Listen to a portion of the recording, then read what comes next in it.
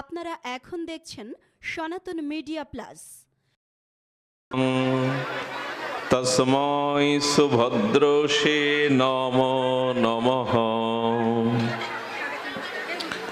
কলিযুগ পাবন অবতার শ্রী শ্রীকৃষ্ণ চৈতন্য মহাপ্রভু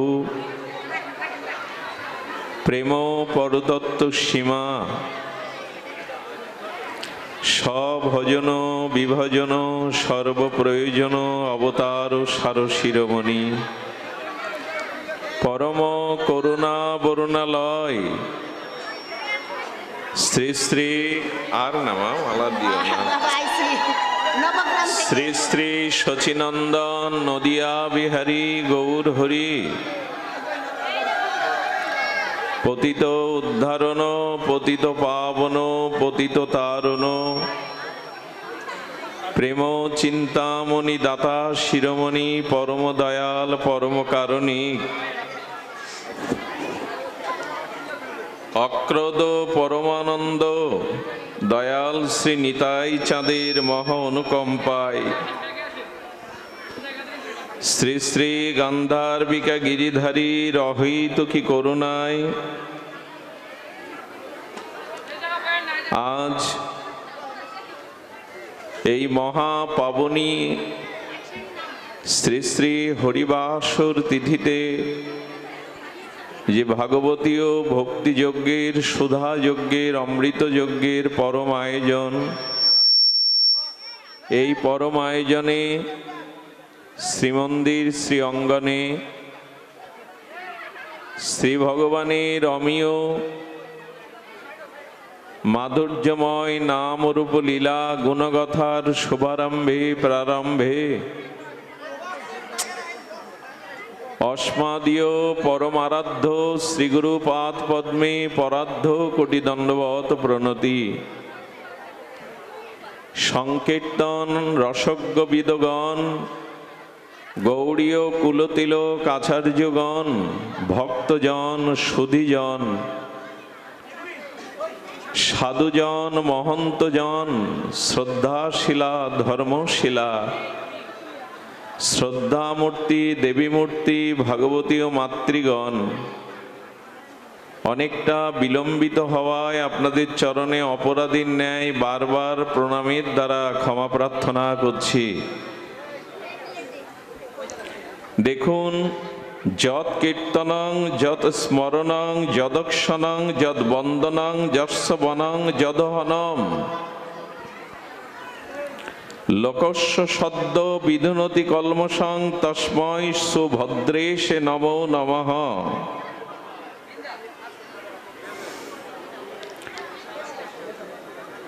সুধীজন, আমাদের এই জগৎটি কামময় জগৎ।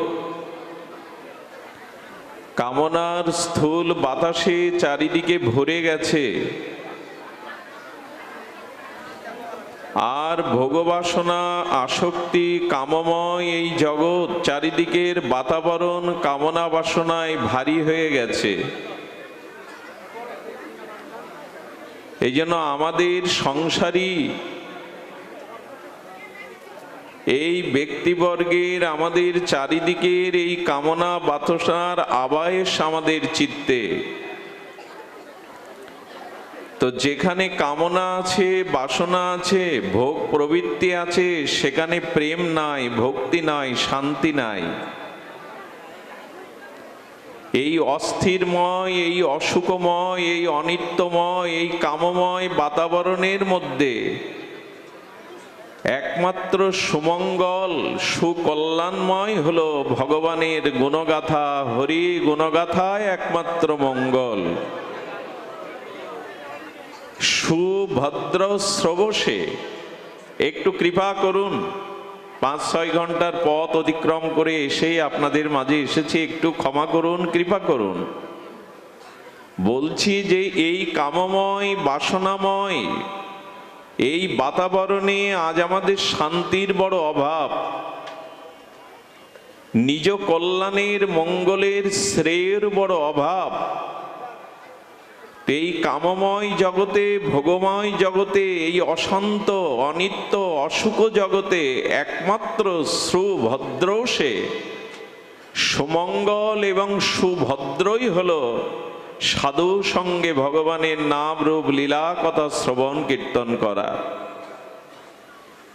এটি ভদ্রতার জায়গা, এটি সুভদ্র হওয়ার জায়গা, এটি সুমঙ্গলের জায়গা, এটি বাসনা কামনার নয়, এটি ভক্তি এবং প্রেমের স্থান। এই সাধুসঙ্গ, ভগবানের নির্মল হরিগুণগাথা, এটি হলো আমাদের ভদ্রতা দেয়, সুভদ্র করে তোলে, আমাদের জীবন মঙ্গলময় করে তোলে। কিন্তু একটি অনুরোধ করব, পিতা যদি দেখে তার পুত্র অযোগ্য, দক্ষতাহীন, তাহলে পিতাও তাকে সম্পত্তি দিতে চায় না, কারণ সে যোগ্য নয় বলে। পিতা পুত্রকে তার উত্তরাধিকার রূপে সম্পত্তি ধন সব দিতে চান, কিন্তু পুত্র যদি অযোগ্য হয়, অপাত্র হয়, পিতাও তাকে দেন না। তেমনি এই সুমঙ্গল সুভদ্র হরিকথাতেই আমরা কিছু পেতে পারি যদি আমরা ভগবানের প্রিয় পাত্র হই, যোগ্য হয়ে উঠি, তখন ভগবান আমাদের দিবেন। আরে আপন পুত্রকেও পিতা দিতে চান না যদি তার যোগ্যতা না থাকে। তেমনি হরিবাসরে এসে, হরিকথাতে এসে আমাদের যদি এই প্রদীপটা নিয়ে যান, প্রদীপটা নিয়ে যান, যদি আমরা শ্রদ্ধাশীল না হই, হরিকথা শ্রবণের মতো আমাদের পিপাসা ব্যাকুলতা শ্রদ্ধা উৎকণ্ঠা না আসে, আমরাও কিছু পাবো না। দেখুন, পাত্র হতে হবে কিছু পেতে গেলে। যার পাত্রটি ক্ষুদ্র ছিদ্র, সেখানে অমৃত বেশি বেশি রাখবেন কি করে, সুরক্ষা কি করে করবেন? পাত্র যদি ছোট হয়, অনেক বেশি কিছু রাখা যায় না। আর যদি পাত্র ছিদ্র হয়, তবে অমৃত রেখেও লাভ কি, তা তো পড়ে যাবে। তো এই সাধু সঙ্গে এসে, হরিকথাতে এসে যদি আমাদের পাত্রটা ক্ষুদ্র হয়, অর্থাৎ আমরা ভগবানের নাম রূপ লীলা কথা শ্রবণের জন্য যদি শ্রদ্ধারূপ পাত্র আর আমাদের চিত্তে না থাকে, তাহলে আমরা কিন্তু পাবো না। স্বাতী নক্ষত্রের জল যদি হস্তির মস্তকে পড়ে, তা গজমতি হয়। স্বাতী নক্ষত্রের জল যদি সমুদ্রে শুক্তির মধ্যে পড়ে, ঝিনুকের মধ্যে, ওটা মুক্তা হয়। কিন্তু এই একই স্বাতী নক্ষত্রের জল যদি নর্দমার দূষিত জলে পড়ে, তা সে দূষিত জলে রূপান্তর হয়। এটি পাত্রের অভাব। এই জন্য আমরা যারা আসি হরিকথাতে, আমাদের প্রথমেই পাত্র হতে হবে, অর্থাৎ হরিকথার জন্য প্রাণে পিপাসা থাকতে হবে, সাধু সঙ্গে শ্রদ্ধা থাকতে হবে। এটুকুই হলো আমাদের পাত্র।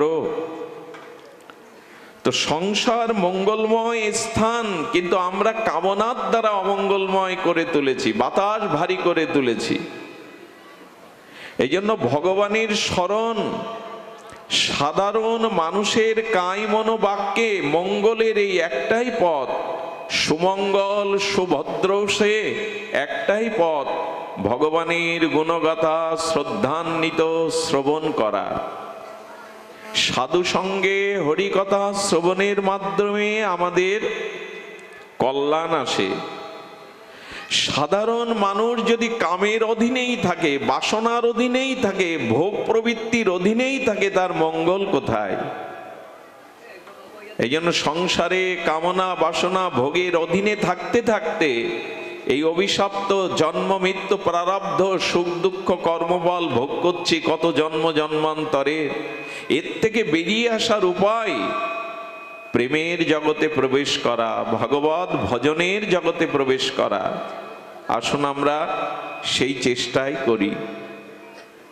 সুধীবৃন্দ, মায়াই হলো আমাদের এই সুখ দুঃখের কারণ। একটু ধ্যান দিতে হবে। আজ হরিবাসর তিথি, হরিকথা শ্রবণেরই তিথি। মায়াই হলো আমাদের সুখ দুঃখের কারণ। দেখুন, ভগবানের বহিরঙ্গা মায়া আমাদের এই জন্ম মৃত্যু সুখ দুঃখের একমাত্র কারণ। মায়া কেমন? দৈবী হেষা গুণময়ী মম মায়া। দেখুন, ছায়াকে দেখা যায় কিন্তু ছায়াকে ধরা যায় না। তেমনি আমরা মায়াকে দেখছি, এই যে সংসারের প্রতি, দেহাবেশের প্রতি, স্ত্রী পুত্র কন্যার প্রতি যে প্রবল আসক্তি মায়া, এটা আমরা দেখি কিন্তু মায়াকে ধরতে পারি না আমরা। ছায়াটা দেখা যায়, ছায়াটাকে ধরা যায় না, কাটা যায় না। তেমনি এই জগৎটা মায়াতে ভরা, কিন্তু সেই মায়া আমরা তার স্বরূপকে যথাযথ নিরূপণ চিনতে পারি না। মায়া কেমন না, অন্ধকারে রঞ্জু পড়ে আছে, দড়ি পড়ে আছে, আর সেই অন্ধকারের আঁকাবাঁকা রঞ্জুকে সর্প ভেবে আমি ভীত হলাম, সন্ত্রস্ত হলাম, দৌড়ে পালালাম। যে বস্তু যে রূপ, তাকে সেই রূপে না দেখা, অন্য রূপে দেখাচ্ছে। আচ্ছা, রঞ্জুটাকে আমি সাপ ভাবছি, তেমনি এই সংসারে কিন্তু মঙ্গল আছে, কল্যাণ আছে, প্রেম আছে। ভগবান এই জগৎ ব্যাপিত আছেন। ভগবান এই জগৎ পরিব্যাপ্ত রূপে নিজেকে সৃষ্টি করেছেন। ভগবান সবখানে আছে, সবার মধ্যে আছে, আমাদের হৃদয়েও আছেন। কিন্তু এই উপলব্ধিটা মায়া আনতে দিচ্ছে না। ওখানে যেমন রঞ্জুটা সর্প করে দেখাচ্ছে, তেমন এখানে ভগবানকে ঢেকে দিয়ে অন্য কিছু দেখাচ্ছে। বস্তু যখন অন্য ধর্ম দেখায়, বস্তু যখন অন্য রূপে দেখায়, এর নাম মায়া। তেমনি ভগবানের এই জগৎ, সবার মধ্যে ঈশ্বরের সত্তা আছে। আমার হৃদয়ে সেই সচ্চিদানন্দ ভগবান, তিনি আমার হৃদয়ে আছেন, অথচ তাকে না দেখে আমরা মায়াকে দেখছি, সংসারকে দেখছি, ভোগ বাসনাকে দেখছি। এরই নাম মায়া। এই মায়া মানুষকে স্বরূপকে চিনতে দেয় না, ভগবানকে জানতে দেয় না, উপলব্ধি করতে দেয় না, সংসারকে দেখায়, এই বাহিরে রং রূপ রস এগুলিকে দেখায়। এই জন্য শাস্ত্রে বলছে মায়া অনেকটা স্বপ্নের মতো। একটু ধ্যান দিয়ে শুনুন। স্বপ্ন দর্শন আমাদের প্রত্যেকের হয়। স্বপ্নেতে আমি ধনী হয়েছি, রাজা হয়েছি, অথবা ভিখারি হয়েছি। স্বপ্নেতে আমি আকাশ বিমানে আর উন্মুক্ত নীল আকাশে উড়ে বেড়াচ্ছি, কখনো বা আমার পতন হচ্ছে, আমি পড়ে যাচ্ছি। এই যে স্বপ্ন যখন দেখি, তখন ওটা সত্য ভান হয়, ভয়ও আসে, আনন্দও আসে। কিন্তু স্বপ্ন ভঙ্গের পরে, হওয়ার পরে দেখি এগুলো স্বপ্ন, আর তখন স্বপ্নের সুখ দুঃখ আমাকে স্পর্শ করে না। জানি এটা স্বপ্ন, এটা ভ্রম, এটা চিন্তার একটা প্রতিচ্ছবি। একটু দয়া করে শুনুন। তেমনি স্বপ্ন যখন দেখি, তখন সুখ দুঃখটা সত্য মনে হয়। স্বপ্ন থেকে জাগরণের পরে স্বপ্নের সুখ, স্বপ্নের দুঃখ থাকে না। মানুষের চেতনা কাজ করে যে আমি তো স্বপ্ন দেখছিলাম। তেমনি যতদিন আমরা ভগবানকে উপলব্ধি না করতে পারবো, আমার স্বরূপকে না জানতে পারবো, ততদিন আমাদের ঘুম ভাঙবে না, নিদ্রা ভাঙবে না। আর ওই মায়া আমাকে স্বপ্ন দেখাচ্ছে এই সংসার সুখের, এই যৌবন সুখের, এখানে ভোগ আছে, এখানে আনন্দ আছে। ওই রঞ্জুতে, দড়িতে সাপ দেখাচ্ছে। মায়া সংসারকে সুখের করে দেখাচ্ছে, আনন্দের করে দেখাচ্ছে, ভগবানকে দেখাচ্ছে না, ভগবানকে ঢেকে রেখেছে। এই মায়া আপনার মধ্যে, আমার মধ্যে যতদিন আছে, ততদিন আমাদের মুক্তি নেই, কল্যাণ নেই, প্রেম নেই, ভক্তি নেই, স্বরূপ জাগরণ নেই। ততদিন এই জন্ম মৃত্যু কর্মফল আমাদের ভোগ করতে হবে। কথা কি একটু দার্শনিক কথা, কিন্তু আমাদের বুঝতে হবে সমস্ত দুঃখের কারণ, সমস্ত বন্ধনের কারণ এই ত্রিগুণময়ী মায়া। মায়ার স্বরূপ আপনাদের কি বলবো, এই ঘটনাটি অনেকবার আমরা বলেছি, তবে একটু শুনুন। দেবর্ষিবাদ নারদ একবার ভগবানকে বলেছিলেন তোমার এই বহিরঙ্গা দুত্তর্যা মায়ার দ্বারা জীব কষ্ট পায়, জীব জন্ম মৃত্যু প্রারব্ধ কর্মফল চক্রে জন্ম জন্মান্তর পরিভ্রমণ করতে থাকে এই মরুকান্তর পিপাসাক্তময় সংসারে। প্রভু তোমার মায়া কেমন আমাকে একটু দেখাতে পারো? ভগবান শ্রীকৃষ্ণ তখন বলেছিলেন, সূর্য অন্ধকার দেখে না, সূর্য কখনো অন্ধকার দেখতে পায় না, তুমি মায়াকে দেখতে চেও না, তুমি মায়া মুক্ত, তুমি দেবর্ষিপাদ নারদ, সর্বদা তুমি ভগবানের নাম রূপ লীলা গুণগানে মত্ত থাকো। বলেন, প্রভু আপনার অচিন্তনীয় মহিমা, আপনি একটু মায়াকে আমাকে দেখিয়ে দিন। আপনারাও দেখুন, মানে মনের মানস দৃষ্টি দিয়ে দেখুন। দেবর্ষিপাদ নারদকে ভগবান কৃষ্ণ বলে দিলেন, অমুক গ্রামে যাও, মায়া শঙ্কর নামের এক ব্যক্তি আছে, তার সাথে কথা বললে পরিচিত হলে মায়া বুঝবে তুমি মায়ার স্বরূপ কেমন।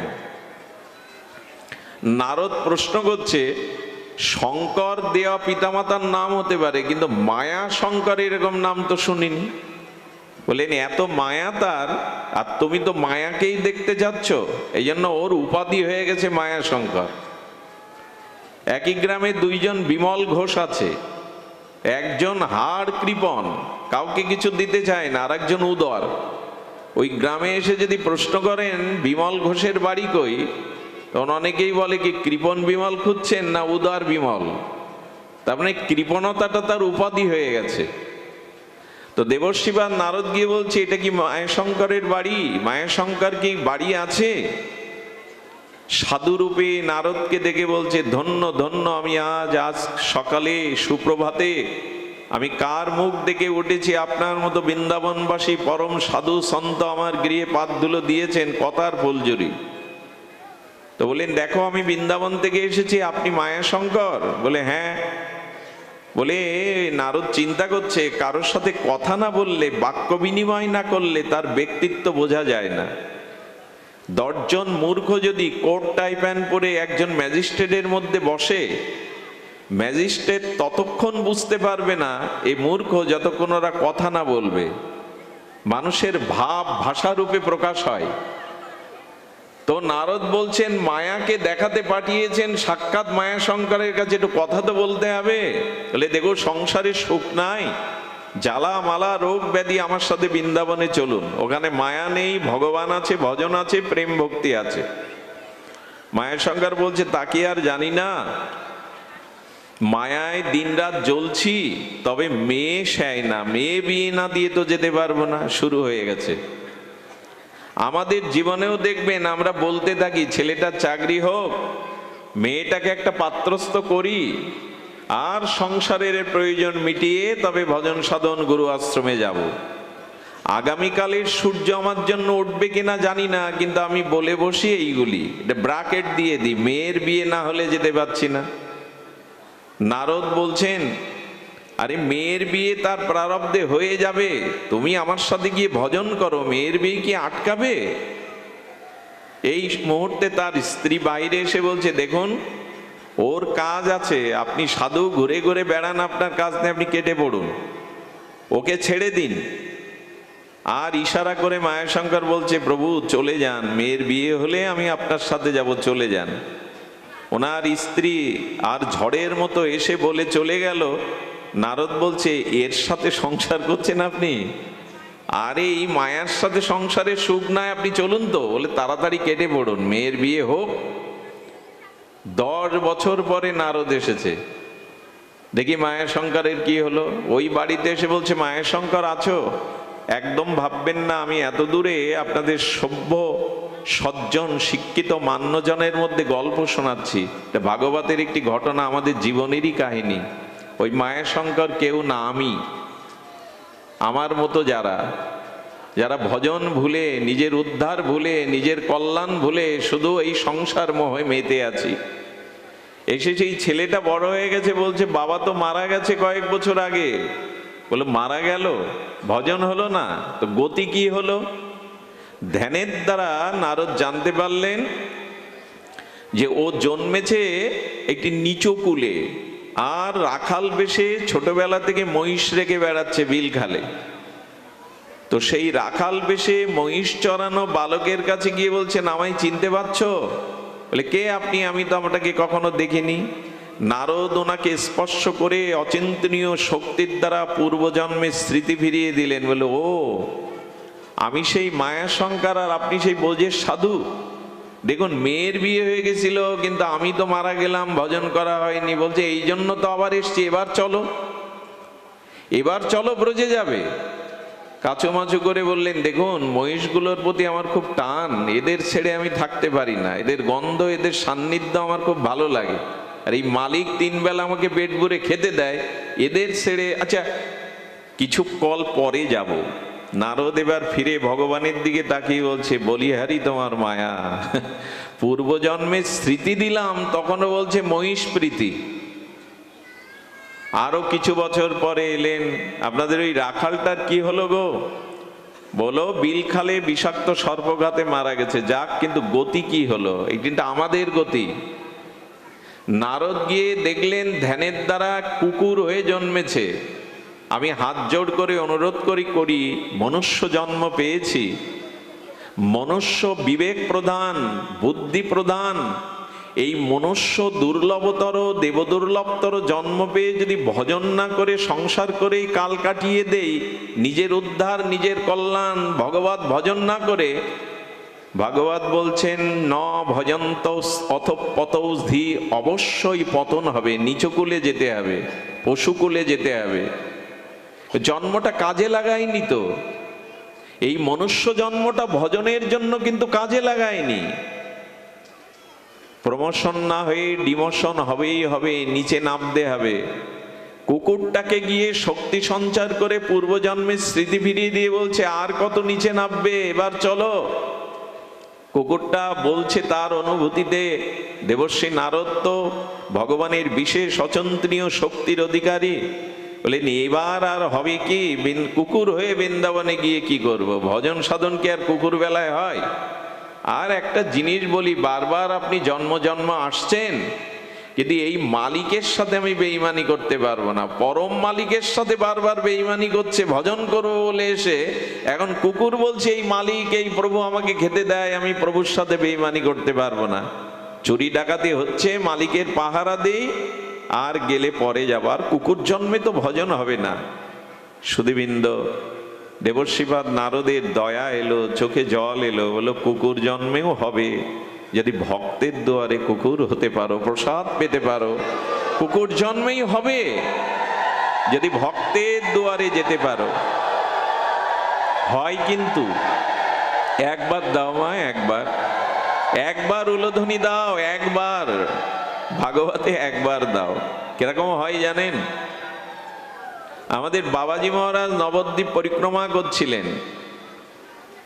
আমাদের বাবাজি মহারাজগণ সংকীর্তন তরঙ্গে নবদ্বীপে কীর্তন করতে করতে দেখছে একটি কুকুর আর ওই সর্বদা পরিক্রমায় কীর্তনের সাথে যায়। বাবাজি যখন হরিকথা বলেন, তখন কুকুরটা 2 পা সামনে দিয়ে কানটা খাড়া করে হরিকথা শোনেন। বাবা তাকে ভক্ত মা নাম দিয়েছিলেন। এই ভক্ত মাকে বসতে দিত, ও যখন পাঠ হতো, কীর্তন হতো, বসে বসে কান খাড়া করে শুনতো। মাঝে মাঝে ওর চোখ দিয়ে জল আসতো। পূর্বজন্মে ভজন আছে, কোনো অপরাধে এই জন্মে এসেছে। তো একদিন কি দেখলো জানেন? একদিন হরিকথা শুনতে শুনতে ওইখানে সব ভক্তরা বিদায় নিয়েছে, বাবাজি মহারাজ মাথায় হাত দিয়ে বলতে যাবে, কিরে ভক্ত মা, তুই ফিরে যাবি না? যেই মাথায় হাত দিয়েছে, মাথাটা কাত করে পড়ে গিয়েছে, অর্থাৎ হরিকথা শুনতে শুনতে তার প্রাণ চলে গেছে। বাবাজি মহারাজ তাকে বুকে নিয়ে কাঁদছেন, ওরে সাধু সঙ্গে ভগবানের কথা গুণগাথা শুনতে শুনতে চলে গেলি, এই ভাগ্য কি আমার হবে রে, এই ভাগ্য কি আমার হবে বলে কুকুরটাকে বুকে জড়িয়ে ধরে কাঁদছে। দেখুন, জন্ম যেখানে হোক, আমি মাঝে মাঝে ভগবানের সামনে আর বিগ্রহের সামনে মাঝে মাঝে এই প্রার্থনাটা, নিবেদনটা, আবেদনটা, আরজিটা করে রাখি, প্রভু যে কর্ম করছি তাতে হয়তো মনুষ্য জন্ম হওয়ার ভাগ্য হারিয়ে ফেলবো, কিন্তু যদি কোনো পশুকুলেও যায়, তবে তোমার ভক্তরা যেখানে তোমার গুণাগুণ করে, প্রসাদ আদি নিয়ে তোমার আরতি কীর্তন করে, অন্তত সেখানে পশু করে দিও, ওইখানে হরিনাম প্রসাদটা যাতে কানে যায়, অধরামৃত যায়। হইতাম যদি বৈষ্ণব দ্বারেরও কুকুর, প্রসাদ দিয়ে তরাইতেন বৈষ্ণব ঠাকুর। সেন সেবানন্দের কুকুরটা লীলা চলে গেল, আর মহাপ্রভু জগন্নাথের প্রসাদ পাচ্ছেন। সেই প্রসাদটা মহাপ্রভু কি করেছেন, আর অধরামৃত প্রসাদটা চেলে চেলে দিচ্ছেন, আর কুকুরটা পাচ্ছেন। কুকুরের দিকে তাকিয়ে শ্রীকৃষ্ণ চৈতন্য ভাবাবেশে বলছেন, ওরে একবার কৃষ্ণ কহ, একবার কৃষ্ণ কহ। কুকুরটাও হাত তুলে কৃষ্ণ বলতে শুরু করেছে। যদি এই ভাগ্য আমার হয়, উলোধ্বনি একবার দাও, একবার মা করো না, শুনছে না তো, অভ্যাস তো, একবার দাও মা, বারবার দিও না, হরি কথা শোনো। কি হয়েছে, এই জন্য বলছে, ওরে কুকুর হলেও সম্ভব, বৃন্দাবনে চল, প্রসাদ পাবি, হরিনাম কানে আসবে। তবে কুকুর হলেই কি ভজন হয়? একটু ধ্যান দিয়ে শুনুন, আমার বাস্তব একটা দেখা ঘটনা। আমি আমার জন্মস্থানে পয়লা বৈশাখে আমরা নগর কীর্তন করি।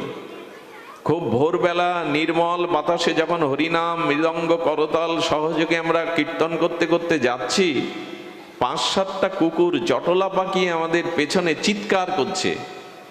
আমি কীর্তন করতে করতেই ওদের দিকে চেয়ে দেখলাম ওরা কি বলতে চাইছে, হিংসা ভুলে গেছে। 5-7টা কুকুর দল বেঁধে কামড়াকামড়ি করছে না, স্বজাতি বিদ্বেষ করছে না, কিন্তু চিৎকার করছে। আমার অনুভূতি সেদিন আমাকে জানিয়েছিল, ওই দেখ বিল্লমঙ্গল, আমাদের থেকে ওদের কণ্ঠস্বর অনেক সুউচ্চ, ওরা অনেক আমাদের থেকে অনেক জোরে চিৎকার করতে পারে।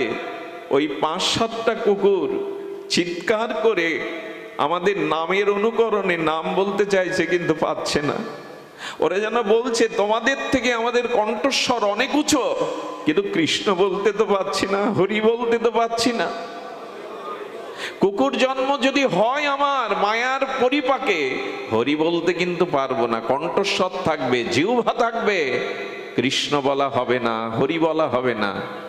হরি বলবার জন্যই তো এই জিভে উচ্চারণ হয়, কুকুর বিড়াল শুকরের হয় না। সেই জন্ম পেয়েও যদি না বলি, মায়া আমাদের কোথায় নিয়ে যায় দেখুন।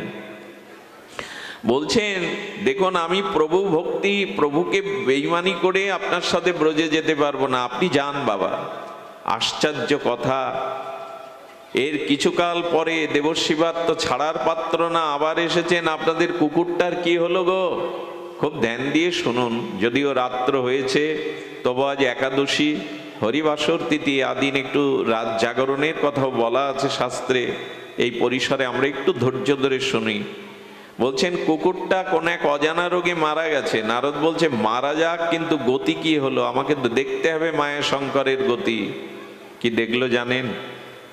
দেখলো 3 দিন আগে নর্দমার একটা পোকা হয়ে জন্মেছে। দেবশিবাদের করুণা হলো, সেই পোকাটাকে হাতে তুলে নিয়ে শক্তি সঞ্চার করে বলছেন, আর কত নিচে নামবি রে, আর কত নিচে নামবি, এবার হরি বলবি না? কি বললো জানেন? আপনি বারবার আসছেন, জন্মে জন্মে আসছেন, কিন্তু ওই ড্রেনের দূষিত জলের মধ্যে আমি যে সুখ পাচ্ছিলাম, আপনার হাতে সে সুখ পাচ্ছি না, ছটফট করছে, ওখানে ছেড়ে দিন আমায়। এই হলো মায়াবদ্ধ জীবের দুর্দশা, আমার মতো মানুষের দুর্দশা। ভজন না করে করে এই মায়াময় সংসারের আবেশে কাটিয়ে দিলাম, কিন্তু জন্মটা যে কি হবে আগামী জন্ম, মৃত্যুর পরে সেই কোথায় যাব মায়া চক্রে জানা নেই। একটা নিবেদন করি, ওই শুয়োর কুকুর হিংস্র জীব জন্তু আর নর্দমার কীট হয়ে যদি বিল্লমঙ্গল জন্মায়, সেদিন কিন্তু কিছু করার থাকবে না, সেদিন কোনো কিছু করার থাকবে না। আবার কত কোটি জন্ম অপেক্ষা করতে হবে, আবার কবে মানুষ হব, আবার কবে শ্রীগুরু পাবো, আবার কবে হরিনাম পাবো, আবার কবে সাধুসঙ্গ পাবো, সে তো কোটি কোটি কল্প চলে যাবে। এভাবে যেন নিজেদের ক্ষতি না করি মায়ার দ্বারা। এই জন্য মায়া সৃষ্টি হয়েছে কবে দেখুন, আপনাদের একটু কথা বলি, একটু ধ্যান দিতে হবে। মায়ার সৃষ্টি হয়েছে কবে? এই প্রশ্ন পরীক্ষিত মহারাজ করেছিলেন ছিল ভগবান সুখদেবকে। এই পরমহংস কুলতিলক বলেছেন তোমার প্রশ্নটা ভুল। মায়ার সৃষ্টি কবে হয়েছে? মায়া অনাদি, এই জন্য অনন্ত, তার সৃষ্টি বলা যাবে না। যেমন দেখুন, আপনি যদি কলকাতায় যান, পশ্চিমবাংলায় যান, ওখানে যদি বলেন দক্ষিণ ভারতের কর্ণাটকের ভাষা আপনি জানেন, বা কর্ণাটকের ভাষা কবে সৃষ্টি হয়েছে আপনি জানেন, তো বাঙালি নেই। কিন্তু ওই বাঙালি যদি কর্ণাটকে দক্ষিণ ভারতে গিয়ে 2-3 বছর বাস করে, তখন তাকে জিজ্ঞাসা করা যায় এই ভাষা আপনি কবে পেলেন, কবে শিখলেন? কিন্তু এই ভাষা আপনি জানেন না কতকাল, এসে বলতে পারবে না। কত জন্ম হয়েছে ওই ভাষা তার জানা নাই, কিন্তু ভাষাটি জেনেছে কবে, সাল তারিখ সময় বলা যায়। তেমন মায়া অনাদি, কিন্তু এই মায়া দূর করার একটি উপায় আছে। উপায়টা আমরা আগে বলেছি। স্বপ্নের মধ্যে যে সুখ দুঃখ পাচ্ছি, স্বপ্ন ভেঙে গেলে, স্বপ্ন জাগরণ হলে মনে হয় এটা সুখ, এটা দুঃখ স্বপ্নের, এটা বাস্তব নয়। যেমন দেখুন, আয়নার সামনে আপনি দাঁড়াবেন, দর্পণের সম্মুখে দাঁড়ালে দর্পণের ভেতরে আপনার দেহের একটা ছায়া পড়বে। মায়া কেমন জানেন? ডান হাত দেখালে কি হাত দেখে না আয়নায়? কেন দেখাচ্ছি তো ডান হাত, বাম হাত দেখাবে কেন? বলে মায়া হলো বিপরীত। ভগবানকে ঢেকে দেয়, ভগবানকে বিপরীত করে দেখায়, এই সংসারটাকে সুখের করে দেখায়, আনন্দের করে দেখায়। অথচ সংসারে ভগবত ভজন ব্যতীত, ভগবান ব্যতীত আনন্দ নাই। মায়া কেমন স্বরূপ ঢেকে দিয়েছে, ভগবানকে আচ্ছাদন দিয়েছে। একটু আগে যখন আসছিলাম, ঝড় বৃষ্টি হয়েছে এইদিকে, এখানে হয়তো হয়নি, প্রচন্ড ঝড় বৃষ্টি হয়েছে, শিলাবৃষ্টি হয়েছে। আমি ভাবছিলাম অনুষ্ঠানই করতে পারবো কিনা, রাধা মাধবের কৃপা হবে কিনা। তো ওই মেঘটা যখন ঘন ঘটা আসলো, তখন আকাশে কিন্তু চাঁদ আছে, কিন্তু চাঁদের চন্দ্রিমা, চাঁদের স্নিগ্ধ কিরণ মেঘটা ঢেকে দিয়েছে। এর মানে কি চাঁদ আকাশে নাই? একখণ্ড কালো ঘন মেঘ এসে চন্দ্র এর চন্দ্রিমাকে ঢেকে দিয়েছে। তেমন ভগবান আছেন সবখানে, মায়া ওটাকে ঢেকে দিয়েছে। যেমন স্বপ্নের মধ্যে যা দেখছি, স্বপ্ন ভেঙে গেলে তা নাই। আমাদের স্বপ্ন ভাঙবে গুরু কৃপায়, আমাদের এই স্বপ্ন ভাঙবে মহৎ কৃপায়, সাধু সঙ্গ, হরি কথা, ভগবত ভজনের দ্বারা। যেদিন জেগে উঠব আত্মবিস্মৃতির কবল থেকে, আত্মস্মৃতি জেগে উঠবে এই মোহ মায়া কামনা বাসনার ঘুম থেকে, যেদিন শ্রী গুরু মহারাজ কৃপা করে জাগিয়ে দেবেন, সেদিন বুঝবো ভগবান ছাড়া জগতে আনন্দ কেউ নেই, ভগবান ছাড়া আপনও কেউ নেই, ভগবান ছাড়া এ জগতে পরম প্রাপ্তির কিছু নেই। এই জাগরণের জন্যই এখানে এত কষ্ট করে আপনাদের আসা, এই জাগরণের জন্যই গুরু কৃপা, সাধু কৃপা। মায়া ছায়ার মতো, আগেই বলেছি, তাকে দেখা যায়, ধরা যায় না। ছায়াকে ধরতে পারবেন না। দেহের যে ধর্ম, ছায়ার সে ধর্ম নয়। আচ্ছা, দর্পণের মধ্যে দেখতেন চুলটা আলুথালু হয়ে গেছে আয়নার মধ্যে। এখন আয়নার মধ্যে চুলটা আলুথালু হয়েছে, আয়নার মধ্যে গিয়ে ঠিক করতে হবে না বাইরে ঠিক করলে ওর মধ্যে ঠিক হবে? চুলটা কি আয়নার মধ্যে গিয়ে পরিপাটি করতে হবে? না। আচ্ছা, আয়নার মধ্যে মুখ দেখা যাচ্ছে, কর্ণ দেখা যাচ্ছে, নাক দেখা যাচ্ছে। কোনো মাতাজি যদি আয়নার সামনে দাঁড়িয়ে দেখে যে তার কানে দুল নেই, আয়নার মধ্যে দুল পরাতে পারবে তো? কান দেখা যাচ্ছে আয়নার মধ্যে। বলো সাজাতে যদি হয়, ওর মধ্যে যদি দেখতে হয়, বাইরে যে দাঁড়িয়ে আছে তাকে সাজাও, তাহলে ওর মধ্যে দেখা যাবে। ভগবানকে যদি আনন্দ দিতে পারো ভজনের দ্বারাই, তখন ওই আনন্দটাই তোমার কাছে ফিরে আসবে। তাছাড়া এই মায়ার সংসারে আনন্দ বলে কিছু নেই, মায়ার মধ্যে প্রকৃত সুখ বলে কিছু নেই। যেটা তুমি দেখছো সুখের মতো দেখায়, অথচ সুখ নেই। কেমন সুখের মতো দেখায়? কেমন? আরে এক ভদ্রলোক গলার চেন স্বচ্ছ নদীর কূলে কাপড়ের উপরে রেখে স্নান করতে নেমেছে। একটা পাখি এসে চেনটা নিয়ে উড়িয়ে নিয়ে যাচ্ছে। আর সেই পাখির পেছনে দৌড়াতে দৌড়াতে কতক্ষণ আকাশের দিকে তাকিয়ে দৌড়ানো যায়, হঠাৎ স্বচ্ছ জলে দেখছে হাতটা এখানে পড়ে আছে জলের মধ্যে। তীরের থেকে 1 হাত জলের গভীরে হাতটা দেখতে পাচ্ছে, স্বচ্ছ জল, হাতটা বারবার নিতে যাচ্ছে কিন্তু পাচ্ছে না, জল ওই যে তরঙ্গ হচ্ছে ওখানে দেখতে পাচ্ছে না। আবার জলটা স্থিতি হচ্ছে, আবার হাত দেখা যাচ্ছে, আবার হাত দিচ্ছেন, পাচ্ছে না। আধা ঘন্টা ধরে চেষ্টা করে পাশের এক জ্ঞানী ভদ্রলোক বসে বলছেন, আরে তোমার ভ্রম হচ্ছে, হারটা নদীর ওই কূলে গাছের ডালে বাঁধিয়ে থুয়ে গেছে পাখিটা, ওখানে তুমি ছায়াটা দেখতে পাচ্ছ, সারা জীবন খুঁজলে ওখানে হার পাবে না, হার উপরে। তেমনি মায়া স্ত্রী পুত্র দেহ রূপ যৌবন অর্থবিত্তের মধ্যে সুখ দেখাচ্ছে, কিন্তু ওটা ছায়ার মতো, ওটা মায়া দেখাচ্ছে সুখের মতো, আসলে ভজনে ছাড়া, ঈশ্বর আরাধনা ছাড়া প্রকৃত সুখ নাই। কবে বুঝবো বলতে পারেন? সুখটা ভজনের মধ্যে আছে, সাধনের মধ্যে আছে। দেখুন, এই জন্য শাস্ত্রে বলছেন যে সব থেকে বড় আমাদের একটি ভুল হলো যে ভজন না করে মায়াতে কাল কাটানো। আমরা সেই মায়ায় বসিত হয়ে, আচ্ছা মায়া কেমন জানেন? নর্তকীর মতো। নর্তকীর সামনে দেখবেন নর্তকী নৃত্য করছে, অনেকেই ওনার দেখা দেখি নাচ শুরু করে। আচ্ছা, নর্তকী বানানটা উল্টালে কি হয়? মায়া নর্তকীর মতো আমাদের নাচাচ্ছে, আমরা মায়ার বন্ধনে আবদ্ধ হয়ে মায়া সুখ দুঃখে জন্ম মৃত্যু চক্রে আমাদের সংসার এই যাত্রা মঞ্চে এক এক রকমের পিতা মাতা ভ্রাতা ভগ্নী এইভাবে নাচাচ্ছে। কিন্তু নর্তকীর বানানটা ঠিক বিপরীত দিক দিয়ে উল্টো করলে কীর্তন হয়। নর্তকী এ উল্টালে হয় কীর্তন। তেমনি মায়ার নাচনে যারা জন্ম মৃত্যু সুখ দুঃখে নাচছি, এই মায়ার নাচন উল্টে দিয়ে যদি ভগবানের ভজন কীর্তন করি, তখন এটা উল্টে গিয়ে কীর্তন হবে। মায়ার মায়া দেবে না, মায়া মুক্তি হয়ে যাবে। এই জন্য দয়া করে এই ভাগবত কথা ভগবান ব্রহ্মাজিকে বলেছিলেন, ব্রহ্মাজি দেবশ্রীপাদ নারদকে বলেছিলেন, নারদ ব্যাসদেবকে বলেছিলেন। 18,000 শ্লোক দ্বারা কৃষ্ণ দ্বৈপায়ন বেদব্যাস ভগবান বাদারায়ণী এমনি করে এই ভাগবত জগতে প্রকাশ করলেন যে ভাগবতের আলোকে এসো, ভগবত গুণগাথায় এসো, ভগবানের অসমাদ্য মাধুর্যময় নাম রূপ লীলা কথার মধ্যে এসো, মায়া তোমাকে স্পর্শ করবে না। রামকৃষ্ণদেব কথামৃতে খুব ছোট সরল করে একটা কথা বলেছেন, ওরে কাঁঠাল খাবি খানা, কে নিষেধ করেছে? হাতে একটি সরিষার তেল মেখে নে, আটা বেশি জড়াবে না। সংসার ছেড়ে কোথায় যাব? সংসার তো করতে হবে, কিন্তু সংসারে ভাব নিয়ে যদি সংসার করতে পারেন, ঠাকুর হরিচাঁদ বলেছেন, সংসারে থাকিয়া যার হয় ভাবোদয়, সেই সে পরম সাধু জানিও নিশ্চয়।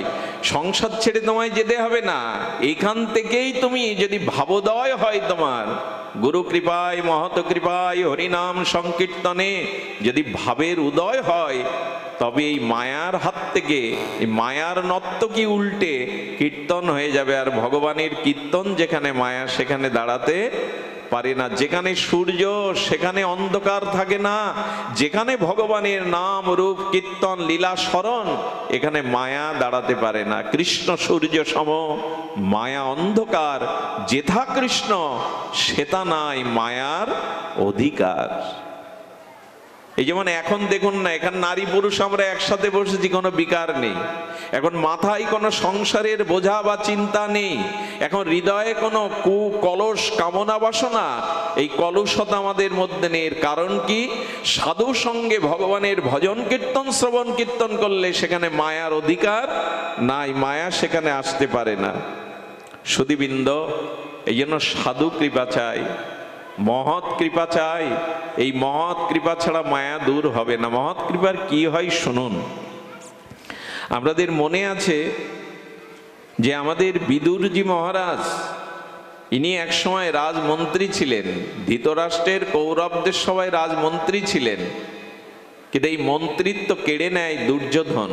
আর এর একটাই কারণ, ইব মেতাৎ পুরা পুষ্টমত্র ভগবান কিল।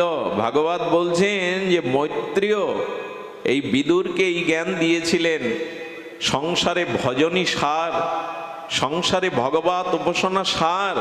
বড় পদ মর্যাদা দুদিন আছে, পরে হয়তো থাকবে না, এটা চিরস্থায়ী নয়, কিন্তু ভজন চিরস্থায়ী।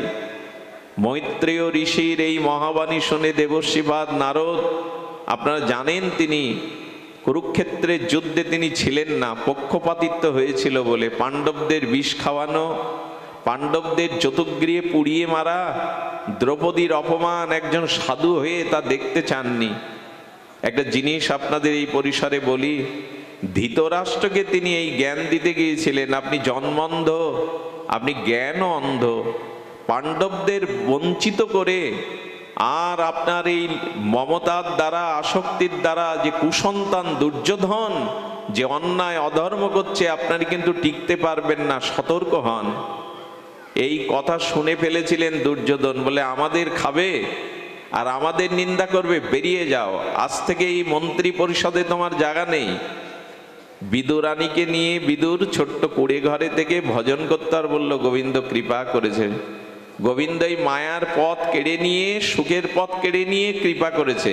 এই দেখুন, ভগবান সাথে থাকলে, ভজন সাথে থাকলে এই সংসারের দুঃখ কষ্ট এটি আপনার সহনশীল হয়ে যাবে। একটা কথা এই পরিসরে আপনাদের অনুরোধ করে রাখি, ভজন করলে দুঃখ আসবে না এই কথা কখনো ভাববেন না। ভজন করলে সংসারের রোগ ব্যাধি, জরা ব্যাধি, দুঃখ কষ্ট যন্ত্রণা মৃত্যু আসবে না এই কথা ভেবে কেউ ভজন করবেন না, এটা ভুল। সুখ দুঃখ সবার জীবনে আসবে, কিন্তু যিনি ভজন করেন আর যিনি ভজন করেন না, এ দুজনের জীবনে এই সাংসারিক দুঃখ, জরা, মৃত্যু, ব্যাধি, প্রতিকূল অবস্থা দুই ভাবে আসে। কিরকম করে? আচ্ছা, যিনি ভগবানের ভজন করেন তিনিও কোটিপতি হন। একজন ভজন করে না, ঈশ্বর মানে না, সাধুসঙ্গ করে না, সদ্গুরুদেবের চরণাশ্রয় সমর্পণ করেননি, তিনিও কোটিপতি। পার্থক্য কোথায়? যিনি ভজন করেন তার সংসারে অশান্তি আছে, দুঃখ আছে, অপমৃত্যু আছে, জরাব্যাধি আছে। যিনি ভজন করেন না তার সংসারেও আছে। আচ্ছা, যিনি ভজন করেন তারও সম্মান আছে, মালা চন্দন পদ প্রতিষ্ঠা আছে। যিনি ভজন করেন না তারও সম্মান, তারও পদ প্রতিষ্ঠা আছে। ভজন করব কেন? এই উত্তর দিন। কেন করতে যাব ভজন? বলে ভজন করতে হবে এই জন্য যে জগতের এই মায়াময়, দুঃখময়, যন্ত্রণাময়, অভিশাপময়, প্রারব্ধ কর্মময় সুখ দুঃখগুলো আসবে, কিন্তু আসলে আপনাকে শেষ করতে পারবে না। ওই দুঃখের মধ্যেও আপনি ভগবানের কৃপা করুণা উপলব্ধি করবেন। ঠিক ভগবানের উত্তর দিয়েছিলেন, একটি বিড়ালি যখন ইঁদুর ধরে, আর ওই একইভাবে যখন বিড়ালি তার বাচ্চাটা ধরে, ধরা একই, কিন্তু দুজনের দুরকম প্রতিক্রিয়া হয়। বিড়ালি যখন তার বাচ্চাটাকে ঘাট মোটকে ধরে, দাঁত বসে যায় না, রক্ত বেরোয় না, বাচ্চাটা কষ্ট পায় না, কিন্তু একইভাবে ইঁদুর ধরলে ছটফট করতে থাকে যন্ত্রণায়। দুঃখ এলেও, বিপদ এলেও, সংকট এলেও ভক্তের জীবনে কি হয়? এটা তোমার করুণার দান, এটা তোমার কৃপার দান, এই একটা উপলব্ধি তার আসে। কি করে বোঝাই বলুন তো? আচ্ছা, একজনকে পাথর ছুঁড়ে মারলেন, সেই পাথরটা তাকে আঘাত করে রক্তাক্ত করলো। আর একজনকে পাথর ছুঁড়ে মারলেন, সেইটা ক্যাচ করে ধরে হাসছে পাথরটা দেখে। বলে কেন? বলে উনি ভাস্কর, উনি পাথর কেটে মূর্তি বানান। ওই পাথরটা ওনার হাতে আসলে ভাবছে এটা কেটে শিব করা যাবে, শিব বিগ্রহ করা যাবে। আচ্ছা, দুইজনকেই তো মারা হলো পাথর। একজন ধরে ওটা শিবলিঙ্গ তৈরি করলো, আর একজন পাথর ক্ষত বিখ্যাত হলো। তা প্রাক্তন কর্মফলে দুঃখ আসবে আমাদের জীবনে, প্রতিকূল রোগ শোক আসবে, কিন্তু ভক্ত ভাববে তার মধ্যে এটা তোমার করুণার দান, এটা তোমার কৃপার দান। ওই বিড়ালি যেমন তার বাচ্চাকে ধরে কষ্ট পায় না, ইঁদুর ধরলে প্রাণ চলে যায়। সুধীবৃন্দ, দেখুন, একজন হাসপাতালের বেডে রোগ যন্ত্রণায় নানান আকাশ ভেঙে পড়েছে তার মাথায়। ওই সময় যদি গুরুদেব যায়, কোনো সন্ত সাধু যায়, তাকে মাথায় হাত দিয়ে বলে, ভেবো না, আরে চিন্তা করছো কেন, ভগবানকে ডাকো। বলে তাকে কিছু হরিকথা শোনাতে থাকে। আচ্ছা বলুন তো, ওনার মনের মধ্যে ওই রোগ ব্যাধির কষ্টের যে একটা সংস্কার কাজ করছিল, সংস্কার বৃত্তি, সাধু আসাতে, প্রিয়জন আসাতে ওনার হৃদয়ে 10 মিনিটের জন্য হলেও আগের সেই রোগ শোকের ব্যথার যে বৃত্তিটা, ওটা কি থাকে তখন? 10 মিনিটের জন্য হলে সেটা চলে যায়। এখন ভক্তি কাকে বলে? যে সংসারের চিন্তা, কামনা বাসনার চিন্তা বৃত্তিটা মনের মধ্যে, ওর মধ্যে যদি ভগবত চিন্তা গিয়ে প্রবেশ করে, তখন পূর্বের বৃত্তিটা চলে গিয়ে ভগবানের বৃত্তি স্থাপন হয়। এই বৃত্তি সংস্কারের নামই হলো ভক্তি। আচ্ছা, আমরা এখানে যারা আছি, আমাদের বাড়ি, স্ত্রী পুত্র সব আছে তো, চিন্তা ভাবনা সব আছে, এখন কাজ করছে না কেন? বলো ওই যে সাংসারিক বৃত্তি মনের মধ্যে যেটা ছিল, এখন এই সাধুসঙ্গ হরিকথার বৃত্তি ওর মধ্যে প্রবেশ করেছে, আর ওটা বিদায় নিয়েছে। এই বৃত্তি সংস্কারের নামই হলো ভক্তি। খুব গরম লাগছে আপনার, হাসপাস করছেন, খুব প্রিয়জন এসে আপনার পাশে বসলো, সেই প্রিয়জনকে দেখে গল্প করতে করতে গরমের অনুভূতিটা থাকে। আচ্ছা, ঠিক ওইখানে প্রিয়জন না এসে, যাকে সহ্য করতে পারেন না, দু চোখে দেখতে পারেন না, সে এসে বসলো, তখন কেমন হয়? অস্থিরতা হয় কি না? গরম তো একই, দুই ব্যক্তি আসাতে আপনার দুই রকম অনুভূতি হচ্ছে। তা যারা ভগবানকে হৃদয়ে রেখেছে, ঝিউ ভাই হরিনাম রেখেছে, নিত্য নিরন্তর ভগবানের চিন্তা করে, দুঃখ কষ্ট যন্ত্রণা তাদের জীবনে এলেও সেখানে একটা ভগবানের কৃপা সে অনুভব করে, সে ভেঙে পড়ে না। তার মধ্যে একটা ভগবত বিশেষ কৃপা তিনি অনুভূতি করেন। বিদুরের বেলায় তাই হয়েছিল, বিদুরানী ভালোই হয়েছে, তাড়িয়ে দিয়েছে দুর্যোধন। এখন বসে বসে স্বামী স্ত্রী হরি নাম করব, ভগবানের ভজন করব এই কুটিতে বসে। আর এই কুটিতেই ভগবান এসেছিলেন দুর্যোধনকে ত্যাগ করে। এই জন্য দয়া করে দেখুন, দেবকী বসুদেব কারাগারে, পাহারাদার আছে, দরজা দেওয়া, হাতে পায়ে শৃঙ্খল, কারারুদ্ধ অন্ধকার। দেবকী বসুদেব ভগবানকে ডাকছে আর জগৎকে বলছে, ওগো জগৎ, কারাগারে শৃঙ্খলিত হয়ে আছি অন্ধকারের মধ্যে। কংস আমাদের হাত পা শৃঙ্খলিত করতে পারে, মন তো বেঁধে রাখেনি। আচ্ছা, আপনার মন কেউ বেঁধে রেখেছে? তো বলছেন মন দিয়ে ভগবান তোমায় ডাকবো, আর এটা আমি জানি চোখের জলে কারাগারে তোমায় ডাকলে আমি তোমার কাছে না যেতে পারি ভগবান, তুমি যে আমার কাছে আসবে বিশ্বাস আমার আছে, তোমাকে এখানে আসতে হবে। তেমনি সংসার ছেড়ে পালাতে হবে না, এ ত্যাগ করতে হবে না, এখানেই বসে মায়ার মধ্যেই বসে ভগবানকে ডাকুন। ভগবান ঠিক ঠিক ওই কংসের কারাগারে যেমন এলেন, আপনার কাছেও আসবে, আপনার হৃদয়েও তিনি আসবে। এই জন্য যেখানে আছেন ওইখান থেকে ভগবানকে ডাকুন। বারবার বলা হয়েছে, দেখুন ভগবত চিন্তায় আমাদের মনের শুদ্ধিটা আছে, আর করারও বা কি আছে। আমি আপনাদের একটু বলে যাই, সময়ও স্বল্প, তার মধ্যেও বলে যাই। দেখুন এই জ্ঞান আর এই যে কর্ম, এই যে বৈরাগ্য, এদের মা হলো ভক্তি। খুব ধ্যান দিয়ে শুনতে হবে।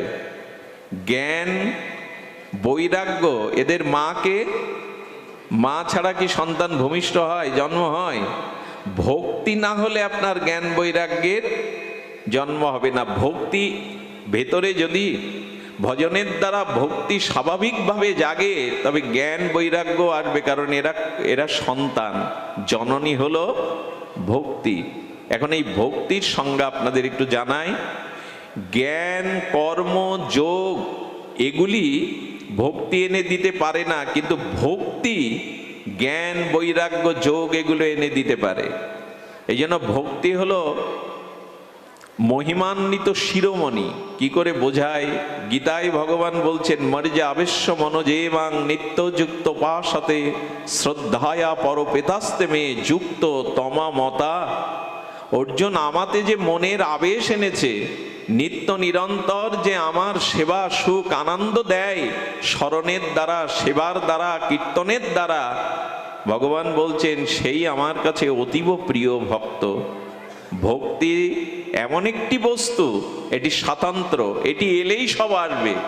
অথচ ভক্তি নাই, আপনার জ্ঞান আছে, কর্ম আছে, বৈরাগ্য আছে, সেটা পরিপূর্ণতা পাবে না। কি করে বোঝায় বলুন? ভক্তি বোঝানো কঠিন, বোঝা তো আরো কঠিন। অন্যকে বোঝানোও কঠিন, নিজে বোঝাটাও কঠিন, কিন্তু ভক্তি সরল। এই সরল ভক্তিটা শুনুন। দেখুন, জ্ঞান সবসময় কাজে আসবে না, আপনার বৈরাগ্য সবসময় কাজে আসবে না, কিন্তু ভক্তি সর্বদা কাজে আসবে। কেমন জানেন? আমাদের দিল্লিতে, বোম্বেতে একটা ঘটনা ঘটে যায়। বোম্বেতে খুব ধনী ব্যক্তি, আর তিনি বহুবিধ অর্থবিত্ত বাড়ি গাড়ির মালিক, গ্রামে একসময় কৃষিকাজ করত। বোম্বে গিয়ে কুলিগিরি করে কুলিদের সর্দার হয়ে টাকা বানিয়ে ফ্যাক্টরি খুলে এখন আলিশান বাংলা গাড়ি বাড়ি তৈরি করেছে।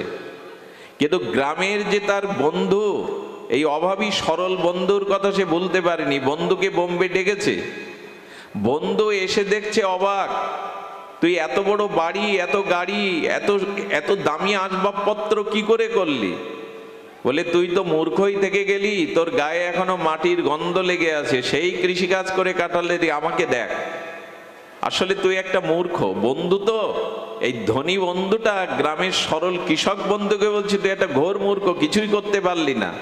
এক কাজ কর, আমি তোকে 10 হাত এই লাঠিটা, এই 10 ইঞ্চি এই লাঠিটা, দামি লাঠিটা তোকে দিচ্ছি, তোর থেকে মূর্খ যাকে পাবি তাকে এই লাঠিটা দিয়ে দিস। বিধাতার কি ঘটনা, একটা সত্য ঘটনা সাধুমুখে শুনেছিলাম। 1 মাস পর ওনার প্যারালাইসিস হয়। উনি ব্রেন স্ট্রোক করে যখন শয্যায়, মৃত্যু শয্যায় শায়িত, তখন ওই বন্ধুকে দেখতে চেয়েছিলেন। বন্ধু এসে মাথায় হাত দিয়ে বলছে, এতগুলো গাড়ি কিন্তু আজ তো চড়তে পারবি না, 5000 কর্মচারী, ফ্যাক্টরি, তোর এত টাকা, সোনা দানা সিন্ধুকে ব্যাংকে, আজকে কোনো কাজে আসছে? তখন বলছে, বন্ধু, আমার এত বড় বাড়ি, কিন্তু এই 4 হাত বেড ছাড়া এখন আমাকে ডাক্তার বাড়ি যেতে দেবে না। এত কিছু আমার শক্তি সামর্থ্য, কিন্তু হুইল চেয়ারে বসার ক্ষমতা নাই। আমার অনেক টাকা আছে, কিন্তু সে টাকা এখন কোনো কাজে আসছে না। বন্ধু তখন বলছেন, বন্ধু, পৃথিবীতে যা সঞ্চয় করে গেলি তা এখন কাজে আসছে না, কিন্তু মৃত্যুর পর পরকালে কাজে আসবে তো এগুলি। চোখ দিয়ে তখন জল পড়ছে, তাই তো করলামটা কি, যা করেছি তা তো এখনই কাজে লাগছে না, তো মৃত্যুর পরে। তখন ওই লাঠিটা বের করে বলছে, তুই বলেছিলি আমার থেকে মূর্খ যাকে পাবো তাকে এই লাঠিটা দিস, এই লাঠিটা তুই নে। বুকের উপরে রেখে বলছেন, পরকালের জন্য কিছু করলি না, আমার মনে হয় তুই সেরা মূর্খ জগতের, এই লাঠিটা তোরই পাও না, এই লাঠিটা তোরই পাও না। তা আমরা শুধু জগৎ নিয়ে মেতে থাকবো, ওই সংসার নিয়ে মেতে থাকবো, পরকালের কোথায় যাব, কি গতি হবে, সেজন্য একটু হরিভজন করব না? এই প্রশ্নটাই তো ভাগবত আপনাদের কাছে রাখছে, মহন্ত সাধুগান তো এই প্রশ্নটাই রাখছে। ওগো, ভজনের যোগ্য জন্ম পেয়েছো, একটু ভজন করো, সাধু সঙ্গ করো, এছাড়া কোনো উদ্ধার নাই। আপনাদের মনে পড়ে, সাধু সঙ্গ ব্যতীত, সাধু কৃপা ব্যতীত, মহৎ কৃপা ব্যতীত কিছুই হবে না। তুলায়াং লবে না বিনা সর্গং না পুনর্ভবং ভগবৎ সঙ্গী সংঘর্ষ মত্ত নাম কিমতা শিষ। রহুগণকে বলেছিলেন, রাজসী ভরত শোনো, স্বর্গের পথ পাওয়া বা মুক্তি পাওয়া, এই পাওয়ার থেকে অনেক বড় পাওয়া যদি ক্ষণকাল ও বিশুদ্ধ ভগবানের অনুরাগী ভক্তের সঙ্গ পাও। যদি ভক্তের সঙ্গ পাও, রসিক মুরারির কথা মনে আছে? রসিক মুরারির কথা শুনুন। এই রসিক মুরারি, তিনি একজন পরম আরাধ্য শ্রীগুরুপাদ পদ্ম, ভজন করতে করতে সিদ্ধপ্রাপ্ত হয়ে গেছেন। একটু ধ্যান দিয়ে শুনুন এই রসিক মুরারির কথা। উনি গেছেন ওনার এক শিষ্যের গৃহে, আর শিষ্যের গৃহে গেলে সেই শিষ্য হলো রাজ কর্মচারী। তো গুরুদেবের সান্নিধ্য চরণ সেবার জন্য 3 দিন রাজকার্যে যাননি। রাজা ডেকে পাঠিয়েছে 3 দিন পর, প্রয়োজনীয় কাজ ফাইল পড়ে আছে, তুমি কি নিয়ে মেতে আছো? শরীর অসুস্থ? বললে অসুস্থ না। কেন আসনি? রসিক মুরারি পরমার্থ গুরুদেব বৃন্দাবন থেকে এসেছেন, তার সেবার জন্য আসেনি। বলে, ও গুরু প্রীতি, সাধু প্রীতি, তা তোমার সাধুকে একটু দেখাও, গুরুদেবকে দেখাও। ইনি ছিলেন তার্কিক, অবিশ্বাসী। বলেন, গুরুদেবকে একবার রাজসভায় নিয়ে আসো, আমি দেখতে চাই। খুব ধ্যান দিন এই শব্দের দিকে, ঘটনার দিকে। রসিক মুরারিকে বলছেন, আমাদের মহারাজা আপনাকে একটু দেখতে চাইছে। বলি চলো, আর কি করার। রসিক মুরারি আসছে, আর ওনার অভ্যর্থনার জন্য কি করেছে জানেন? এই নাস্তিক রাজা একটা মস্ত হস্তি রেখে দিয়েছে, যাতে ঢুকতে গেলে ওকে কিছুটা উচিত শিক্ষা দেয়। মত্ত হস্তি আর কি করবে? তাকে তাড়াবে, উচিত শিক্ষা দেবে, সুর দিয়ে একটু ঠেলে ফেলে দেবে। অভ্যর্থনার জন্য এই কূটনীতি পরায়ণ রাজা সাধু অপমানের জন্য মস্ত হস্তি রেখে দিয়েছে ওখানে। রসিক মুরারি ভগবানের দিব্য নাম স্মরণ করতে করতে চলেছে।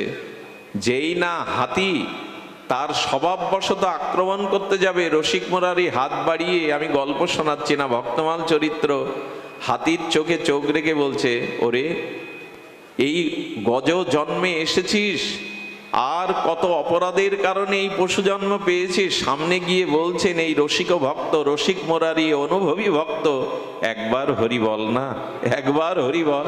এদের স্বভাব দেখুন, হাতিকে বলছে একবার হরি বল। কি বলবো আপনাদের, চিলেকোটা থেকে রাজা দেখছে এই কাণ্ড কারখানা। হাতিটার চোখের দিকে চাকিয়ে যখন চোখের জলে এই মহা অনুভব হরি বলেছে, হাতির চোখ দিয়ে, ছোট চোখ তো, গড়গড় করে জল পড়ছে। হাতিটা দুটো পা নিচু করে সুর দিয়ে ওনার চরণ ছুঁয়ে দিল। বললেন আজ হতে আমি তোর কনে হরিনাম দিলাম। নিচু হয়েছে তো কানে ভগবানের দিব্য নাম দিয়ে দিলেন। কি বলবো, ব্রজের রাধাকুণ্ডের তিলক ছিল, সেই তিলকটা হাতির মাথায় দিয়ে দিল। আর নিজের প্রসাদী নাম, ওই সাধু মুখের প্রসাদী নাম, নামের এমন একটি ক্ষমতা, এটা আগুনের মতো, আগুনে জেনে না জেনে হাত দেন পুড়বেই। নাম যেই ভেতরে গেছে, হস্তিটার মধ্যেই মহতের কৃপায় সে চরণে ওখানে গড়াগড়ি দিতে শুরু করেছে, ধুলা মাখতে শুরু করেছে। রাজার তো বিস্ময় প্রকাশ করে বললেন, কে ইনি? একটা মস্ত হস্তিকে প্রণাম করালো, তার চোখে জল এনে দিল। রাজার চিত্তবৃত্তি পরিবর্তন হলো, ক্ষমা করুন আমাকে, আপনাকে পরীক্ষার জন্য আমি এই দুষ্কর্ম করেছি, আপনি ক্ষমা করুন, নাহলে আমার গতি হবে না। রাজা শিষ্য হয়ে গেলেন। এই গজর কি নাম দিলেন জানেন? গজপতি ভক্ত। দীক্ষা দিলে একটা নামকরণ করতে হয়, সেই নামকরণ বললেন গজপতি ভক্ত। হাতিটা আর রাজসভায় ছিল না, এই গুরুদেবের সাথে সাথে যেখানে পাণ্ডালে হরিকথা হতো, হাতিটা সেই হরিকথা বসে বসে শুনতো। শুনলে অবাক হবেন, জল খাওয়ার ইচ্ছা জাগলে কি কোথায় জল খেত জানেন? আমি আগেই বলেছি, ভক্তমালে দেখে নেবেন রসিক মুরারির এই ঘটনা। ভক্তরা আগেকার দিনে যেখানে পা চরণ প্রক্ষালন করতো, পা ধৌত করতো, ওখানে একটা গর্ত কাটা ছিল, ওই পা ধোয়া জলগুলো গর্তে গিয়ে পড়তো। কি বলবো, এই গজপতি হস্তিটা ওই ভক্তদের চরণ প্রক্ষালন করা চরণামৃতই পান করতো, অন্য জল পান করতো না। আরে এই বন্য হস্তিটা ওই জল পান করত। এরপরে শুনুন, ভক্তরা যে প্রসাদ দিত, সেই প্রসাদ পেত সে। আর কি করতো জানেন? একদিন রসিক মুরারি বললেন, তুই তো ভক্ত হয়েছিস, বৈষ্ণব সেবার জন্য সব জায়গায় হরিকথা শুনো, একটু কাজ করবি তো? যা, কলা পাতাগুলো নিয়ে আয়, কাঠগুলো বয়ে নিয়ে আয়। বৈষ্ণব সেবার জন্য হাতি হয়ে কাঠ, কখনো পাতা, কখনো বন থেকে কাষ্ঠ, শুকনো কাষ্ঠ বয়ে আনতো বৈষ্ণব সেবার জন্য। একসময় গুরুদেব বললেন, যা, এত ভক্তের সেবা কোথা থেকে হবে, একটু বৈষ্ণব সেবা কর। বাজারে গিয়ে, সবজির দোকানে গিয়ে সুর পেতে দিত, দাও আমায় কিছু দাও। চাউলের দোকানে গেলে কেউ চাল দিলে পিঠে করে আনতো। এই করে বৈষ্ণব সেবা করতে লাগলো। মাঝে মাঝে মনে হয়, হাতির হলো, একজন গজ হলো, আমার হলো না এই সুবুদ্ধি, সাধু ভাবনা আমার হলো না, মনের পরিবর্তন আমার হলো না, হস্তির হলো। ও যখন এই করে করে যায়, দোকানদাররা রাজার কাছে নালিশ দিল, রাজা ঠেকা নেগে বস্তা নিয়ে যায়, সবজি নিয়ে যায়, আমরা ব্যবসা করতে বসি, এভাবে বৈষ্ণব সেবা করতে পারবো না। রাজা বলল, এমন পোষমানা হাতিকে তো আমি খুঁজছিলাম, যাও, আমার আদেশ, ওকে ধরে আনো। তবে ধরে আনতে গেলেও আসবে না, সাধু বেশে তিলক কেটে যাও, তাহলে তোমাদের সাথে যাবে, ওর সাধু সঙ্গ করা অভ্যাস। আহা, চারজন তিলকমালা নকল করে সেজে সাধু বেশে ওকে শিকল দিয়ে যেদিকে নিয়ে যাচ্ছে, আর গজ ভক্ত ভাবছে সাধু সঙ্গেই আমি যাচ্ছি, এই জন্য বাধা দেইনি। সাধু দেখে সরল বিশ্বাসে ওদের সাথে চলে গেল। রাজা 7 দিন আটকে রেখেছিল জানেন, ওইখানে প্রসাদ না পেয়ে ও মুখে কিছুই দেয়নি। 7 দিন পরে যখন আর চলতে পারছে না, রাজাকে গিয়ে বলল, মাউদরা ও 7 দিন মুখে জলও দেয়নি, আর ঝরঝর করে শুধু কাঁদছে। সাধু সঙ্গ না পেয়ে, প্রসাদ না পেয়ে, হরি কথা না পেয়ে ও ব্যথায় কাঁদছে। রাজা বললো, এক কাজ করো, ওকে তো বন্দি রাখা হয়েছে, ওই গঙ্গার পাশে উন্মুক্ত জায়গায় নিয়ে একটু স্নান করিয়ে খেতে দাও। যেই না গঙ্গার পাশে নিয়ে গেছে, গঙ্গাকে দেখে প্রণাম করে বলছেন, মা মা আমি তো জন্তু জানোয়ার হয়ে জন্মেছি, ওরা আমাকে বেঁধে রেখেছে, সাধু সঙ্গ করতে দেয় না মা, কিন্তু আমি কি করব মা? আমার মনও চাইছে মা তোমার চরণে, তোমার জলে, তুমি তো হরির চরণ থেকে এসেছো গঙ্গা, শেষ বিদায় দাও মা, তোমাতেই আমি দেহ রাখি, এই দেহ বললে যেন ভজনের দেহ নিয়ে আসতে পারি। গঙ্গা জলকে প্রণাম করে গঙ্গা জল সুরে নিয়ে গঙ্গার গভীরে গিয়ে বলছেন, মা এখানেই তোমার কোলে প্রাণটা রাখতে দাও, যাতে এই জন্ম ছেড়ে আগামী জন্ম অন্তত ভজনশীল মনুষ্য জন্ম পেয়ে ভজন করতে পারি। কি বলবো আপনাদের, গঙ্গার মধ্যেই নিজের প্রাণটা ত্যাগ করে দিল এই গজ, গঙ্গার মধ্যেই প্রাণ ত্যাগ করে দিল। কি না হয় সাধু কৃপায়, কি না হয় মহৎ কৃপায়। শুরুতে বলেছিলাম শ্রদ্ধার পাত্র চাই, হৃদয়ে ব্যাকুলতা চাই, সাধু সঙ্গে এটা হয়, এটা সম্ভব, এটি সম্ভব। এই জন্য এই মায়াময় সংসার থেকে মায়া মুক্তি হয়ে শ্রী ভগবানের ভজন প্রেম অনুরাগ একমাত্র সাধু সঙ্গ হরি কথা ভগবৎ শ্রবণের দ্বারাই সম্ভব। পুণ্য কর্ম দান ধ্যান তীর্থ পর্যটন এটি করেও জীবের শ্রদ্ধা ভক্তি হতে চায় না। ভক্তি কেমন জানেন? মৃত্যুর সময় কোনো মানুষের দেহে সাড়া নাও থাকতে পারে, তার স্মৃতিশক্তি লোপ পেয়ে যেতে পারে, তার কণ্ঠস্বর স্তব্ধ হয়ে যেতে পারে, কিন্তু ভগবান বললেন সারা জীবন যে হৃদয়ে আমাকে ভক্তি প্রেম ভালোবেসে এসেছে, সেই শেষের সময় তার দেহে কোনো আবেশ না থাকলেও জেনে রাখো আমি তার হৃদয়ে বসে আমার নাম করিয়ে নিয়ে, এই হলো ভক্তির মহিমা। আচ্ছা, মৃত্যুর আগে স্মৃতি থাকে না, জ্ঞান থাকে না, কিন্তু ওই সময় ভক্তি হৃদয়ে থাকে, কারণ ভগবান বললেন ভক্তকে ছেড়ে আমি যাই না, আর ভক্ত আমাকে ছেড়ে আমি তার হৃদয়ে বসে নাম করিয়ে নি। ভগবান বলছে যে ভক্তির আশ্রয় করেছে জেনে রাখো, সে ভবপারের কূলে গিয়ে দাঁড়ালে তাকে আমার নৌকাতে উঠতে হবে না, আমি দুবাহু বাড়িয়ে বুকে করে তাকে আমার নৌকায় তুলে নেব। ভবামি নাও চিরাত পার্থমর্যবে এসিত চেতনা, আমি তাকে পার করে দেব, কথা দিলাম।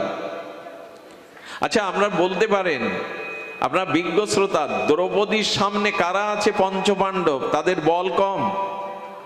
দ্রৌপদীর সামনে ভীষ্ম জ্ঞানী আছেন, কিন্তু দ্রৌপদীর লজ্জা নিবারণে সেদিন কর্ম জ্ঞান বল কাজ করেছিল? একটু কথা বলুন। করেছিল? ভীষ্মের থেকে জ্ঞানী কেউ ছিল? ভীষ্ম তো সেখানে বসা। পঞ্চপাণ্ডবদের শক্তি কম ছিল, তৃতীয় পাণ্ডব বিশ্ববিজয়ী অর্জুন ছিল, কিন্তু ভগবান দেখাচ্ছেন এই দেখো ভক্তি ছাড়া একটা সময় আসে তখন জ্ঞান কর্ম কাজে লাগে না। এই সময় দ্রৌপদী নিজের চেষ্টাও করেছিল, কিন্তু বাহু বাড়িয়ে দিলে গোবিন্দ বস্ত্র অবতার হয়ে আর তার লজ্জা নিবারণ করে জগতে প্রমাণ করলো জ্ঞান কর্ম যোগ ধ্যান কাজে না লাগলেও সেই চরম সময়ে ভক্তি কাজে লাগে, সমর্পণ কাজে লাগে। এই জন্য ভক্তি হলো গরীয়সী, ভক্তি কাজে লাগে। দ্রৌপদী জগৎকে জানালো তার চরণে সমর্পণ, ভক্তি হলো সার। আমার স্বামীরা তো এগিয়ে আসেনি, জ্ঞানী ভীষ্ম তো এগিয়ে আসেনি। সুধীবৃন্দ, এই জন্য ভক্তিকে সার করুন। শুধু কি তাই, যিশু খ্রাইস্টকে ওরা যখন কুশে বিদ্ধ করে মারছে তখন উনি কি বলছেন? আচ্ছা, ওনার শক্তি কম ছিল, ওনার বল কম ছিল, কিন্তু ভক্তির দ্বারা বললেন প্রভু ওদের ক্ষমা করো। এটা ভক্তির দ্বারা সম্ভব। এই জন্য ভক্তি গরীয়সী, ভক্তি মহীয়সী। ভক্তি হলো মুকুটমণি ভগবানের, ভক্তিটাই প্রয়োজন। সেই ভক্তি আসে সাধুসঙ্গ হরি কথাতে। সেই ভক্তি আসে ভগবানের নাম, ভগবানের চরণে সমর্পিত ভাবের দ্বারা। আরো শুনুন, হরিদাস ঠাকুরকে 22 বাজারে বেত্রাঘাত করা হচ্ছে, তার দেহ থেকে রক্ত লাল হয়ে মাটি ভিজে যাচ্ছে, কিন্তু হরিদাস ঠাকুরের দেহাবেশ নেই। কেন জানেন? হরিদাস ঠাকুরের প্রতিটি বেত্রাঘাতকে মহাপ্রভু তার নিজে বুকে টেনে নিয়েছিলেন। নিজের হরিদাস ঠাকুরের বেত্রাঘাতের আঘাতকে প্রভু নিজ বুকে নিয়েছিলেন। বলেছিলেন, জ্ঞান যেখানে রক্ষা করে না, যেখানে কর্ম রক্ষা করে না, কিন্তু ভক্তি ভক্তকে চিরকালই রক্ষা করে। মহাপ্রভু তার অঙ্গে এই ব্যথা নিয়েছিলেন। আপনাদের অনুরোধ করব, অনেক জ্ঞান, অনেক কর্ম, অনেক যোগ, অনেক ধ্যান হলো, ভক্তি যদি না হয় তো কিছুই হওয়ার নাই। সনাতন গোস্বামী বলেছেন, ব্যঞ্জন রান্না করলেন কিন্তু লবণ দিলেন না, বাগান করলেন কিন্তু সেই বাগানে ফুল আর ফল হয় না, সে বাগান করার মানে কি? তেমনি বলছেন যে সবজি রান্না করলেন, লবণ দিলেন না, তো এই লবণহীন ব্যঞ্জন যেমন, ফুল ফলহীন বাগান যেমন অসার হয়ে যায়, তেমনি ভক্তি ছাড়াও জীবন অসার হয়ে যায়। ভক্তি ছাড়া জীবনের মহিমা প্রকট হয় না, ভক্তি ছাড়া জীবন ধন্য হতে পারে না। এই জন্য গীতার ভক্তিযোগে ভগবান বলছেন, আমাকে স্মরণ করো। ভক্তিযোগ কঠিন নয়, ভক্তিযোগ সহজ। আমাদের সমস্ত আচার্যগণ এ কথাই বলেছে। তবে অনুরোধ করি, ভক্তিতে একটা জিনিস শুধু আপনাকে মানতে হবে, সেই জিনিসটা, আমি সুখ চাই না, আমি তোমার কাছে কিছুই চাই না, শুধু তোমাকে যেন ভালোবাসতে পারি, তোমাকে যেন সুখ দিতে পারি, এরই নাম ভক্তি। আরে কাউকে কিছু দিলেন আর বিনিময়ে কিছু নিলেন, এটা ভক্তি না। ভগবানের চরণে যেন নিজেদের সসুখ কামনা বাসনা নিয়ে ভজন না করি, তাহলে পুণ্যকর্ম হবে বটে, ভক্তি হবে না। ভক্তি তাকেই বলে যেখানে নিজের সুখের কিছু চাওয়া নেই, প্রিয় পরম ভগবানকে সুখ দেওয়াই শুধু আমাদের অভিলাষ বা ইচ্ছা। এই জন্য আপনাদের কাছে সর্বশেষ অনুরোধ করি, বিশ্রাম বেলায় ভগবান সুখ পাচ্ছেন কিনা, ভগবান আনন্দ পাচ্ছেন কিনা, এই লক্ষ্য আমাদের হৃদয়ে যেন থাকে। তুমি সুখী তো? তোমাকে আমি আনন্দ দিতে পাচ্ছি তো? বিনিময় তোমার কাছে যেন আমি কিছু না চেয়ে বসি, নিজের সুখ সমৃদ্ধি, নিজের ভালো লাগা, এটা যেন না চাই। তুমি সুখী হও। ছোট্ট একটি ঘটনা দিয়েই আজকের পাঠ বিশ্রাম করি। এই ছোট্ট ঘটনাটি বড় মার্মিক। অশ্বিনী কুমারের ঘটনা। ইনি কলকাতাতে তখন ব্রহ্মজ্ঞ সবাই উনি শাস্ত্র পাঠ করতেন। আহা, আজকে বেলা 3 ঘটিকায় তারই ব্যাসাসনে বসে পাঠ করার কথা। দুপুর 12টায় তার একমাত্র মেডিকেলে পড়া ছেলেটা সে স্ট্রোক করে মারা গেছে। আর মৃত সন্তানটাকে ঘরের মধ্যে ঢেকে তালা দিয়ে রেখে আর ভক্তদের মহাজনদের আসবার জন্য হাত জোড় করে অভ্যর্থনায় দাঁড়িয়েছে।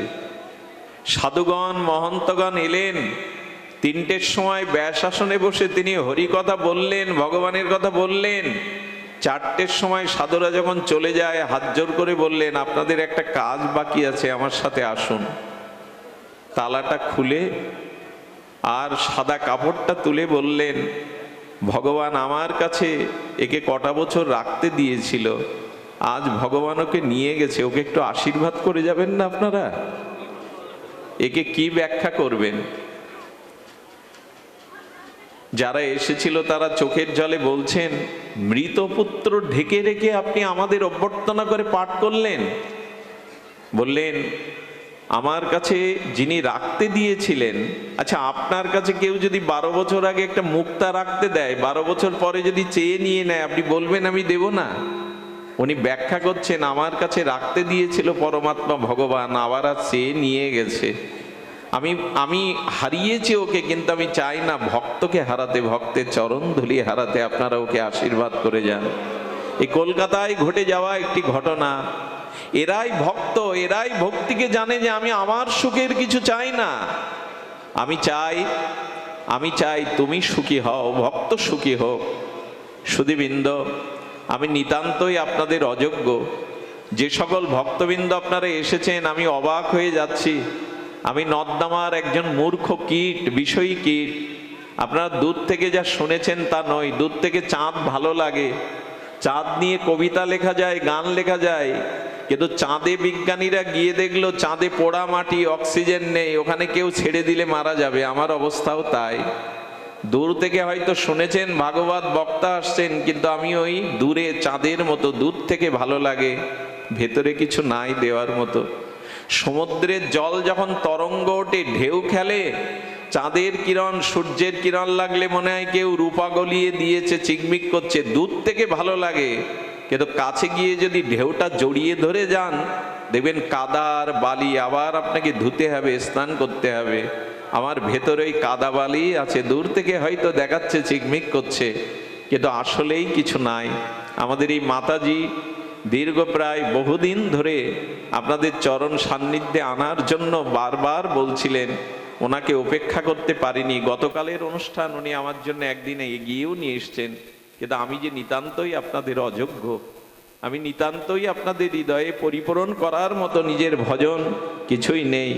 কিন্তু একটা অনুরোধ করব ঠাকুর হরিদাসের, এই অনুরোধ আজ আমার বিশ্রাম কথা। সময় অনেক চলে গেছে, দিন অনেক চলে গেছে।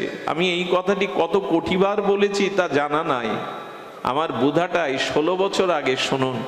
একটু দয়া করে এই কথাটি শুনে তারপরে গৃহে চলে যাবেন, বা এখানে যারা আশ্রয় থাকবেন আপনাদের এই কথাটি হৃদয়ে নিতে বলছি। ছোট একটা ছেলে এলো, অল্প বয়সী ছেলে এসে আমাদের পেছনে বসে কীর্তন করছে। কীর্তনটার ভাষা কি জানেন? এমন দিন আর হয় কি না হয়, হরি বল বলো ভাই। দেখবেন কীর্তনের শেষে আমরা গাই, এমন দিন আর হয় কি না হয়, হরি বল বলো ভাই। ছেলেটা হাত তুললো, অল্প বয়সী ছেলে হাত তুললে তো ভালো লাগে। এই ছোট ছেলেটা হাত তুলে বলছে, এমন দিন আর হয় কি না হয়, হরি বল বলো ভাই। যখন চলে যাচ্ছে প্রসাদ নিয়ে, তখন আমার পায়ে প্রণাম করে বলছে, দাদা আশীর্বাদ করবেন যেন আপনাদের মাঝে সাধু সঙ্গে এসে হরি বলতে পারি, একটু আপনাদের সান্নিধ্যে ভজন করতে পারি। রাত 12টায় বিদায় নিল। পরের দিন বেলা 9টার সময় আমার মা এসে বলল, জানিস ওই ছেলেটা মারা গেছে জলে ডুবে। সুধীবৃন্দ, আমি ছুটে গিয়ে দেখলাম সদ্যই ডুবে যাওয়া মৃত ছেলেটিকে তুলসী তলায় শায়িত করা। ওর মুখের দিকে তাকিয়ে আমার মন একটা প্রশ্ন করেছিল, কিরে শশাঙ্ক, কাল বললি এমন দিন আর হয় কি না হয়, হরি বল বলা হয়, আর বলবি না? আর হরি বলবি না তুই? একবার বলে যা। ও যেন ভেতর থেকে আমাকে বলল, সময় কারোই নাই, কার আয়ু সূর্য কখন ডুবে যাবে কেউ বলতে পারবে না।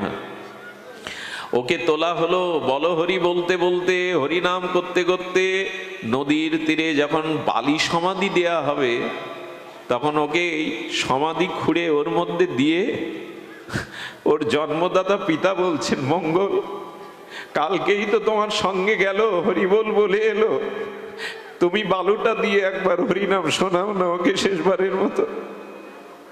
ওর পিতা আমার হাতে এক মুঠো বালি মাটি দিয়ে দিল, তুমি দাও, ওর সমাধিতে তুমি মাটিটা দাও। কীর্তন করতে করতে শেষ বেলা ওর মুখের দিকে তাকিয়ে সেদিন আমি এই উপলব্ধি এসেছিল, শশাঙ্ক রে, আমাকে ভালো করে জানিয়ে যা, আমাদেরও সময় নেই। পদ্মপত্রের উপরে জলবিন্দু কখন ঝরে পড়বে আমরা জানি না। মৃত্যু যে কোনো মুহূর্তেই আমাদের আসতে পারে, এ কথা কে না জানে, এ কথা সাধু মুখে কে না শুনেছে, কিন্তু উপলব্ধি করিনি। সময় আমাদের হাতে কারো নাই, মহাকাল কখন এসে গ্রাস করবে আমরা জানি না। মহাপ্রভু কীর্তন করছেন শিবাসঙ্গনে, দুবাহু তুড়িয়ে নর্তন কীর্তন রাজ মহাপ্রভু রাধা ভাবকান্তি নিয়ে কীর্তন করছে। শিবাস ঠাকুর কি যেন একটা কাজে ঘরের ভেতরে গিয়ে দেখছে তার একমাত্র পুত্র আর কেহ নাই। মায়ের কোলে শশ উঠেছে। মালিনী দেবী বলছে, শিবাসের স্ত্রীর নাম মালিনী দেবী, ওগো তুমি না জন্মদাতা, তুমি না ওর পিতা? এই দেখো ছেলেটা শশ উঠেছে, এক বিন্দু ওষুধ এনে দেবে না ওর গালে? তুমি নিষ্ঠুর হতে পারো, আমি তো ওকে গর্ভে ধারণ করেছি, পালন করেছি, দেবে না?